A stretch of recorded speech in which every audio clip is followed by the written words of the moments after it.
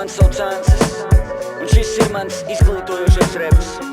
Es tikai gribēju jums atgādināt, ka likums ir likums, un ka nezināšana neatbrīvo un atbildības veltīts visiem maniem latviešiem, it īpaši tiem, kas runā mūsu visu vārdā.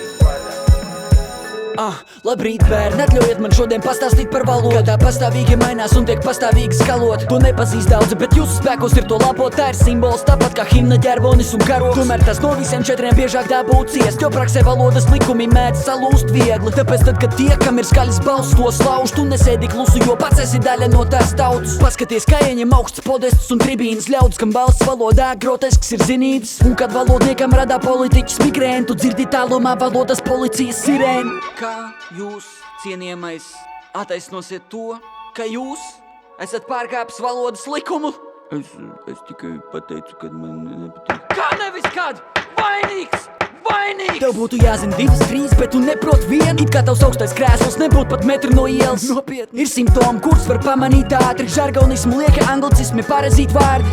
Pirmajā brīdī liekas tie skan smalki, un uz pirmo brīdi dzīve šķiet diezgan saldi. Bet pēc tā visa latviešu vārdi tev skan par prastu. Varbūt pamēģini runāt tā, lai tevi saprast. Un doma šāds nav no sabiedrības ļoti tāls, jo tā goda vārds nesaprot vairs, ko tu stāst. Un ne jau tur tava darba kompetences slēpjas migla, ko tu pūt, aizsēdz tavu konkurēt spēju. Es stāvu uz ielas, un reizē mums tur patīk rupji vārdi, bet amatpersonu tu neaizmirsti, kur tu stāvi. Bez tā, kas tev ir sakāms, ir tas, kā tas tev ir sakāms. Bet reizēm, kad tu runā, kaut kāds satans tev ir blakām, un tu savas tautas uzrunā. Izklausies pēc turistu, pēc katra otrā teikuma sanāk izskauties ar pūristu. Tu esi skaļš, jā, un citi nevar tev pārkliegt, bet protokolā izskaties pēc neandertālieša. Un drīz neviens tev dot negribēs to balsi, metīs biļetēn uz promo, pēc tam emigrēs no valsts. Tāpēc zini, valoda ir katra politiķa draugs. Pacel galvu, kad dzirdi valodas policijas trauksmi.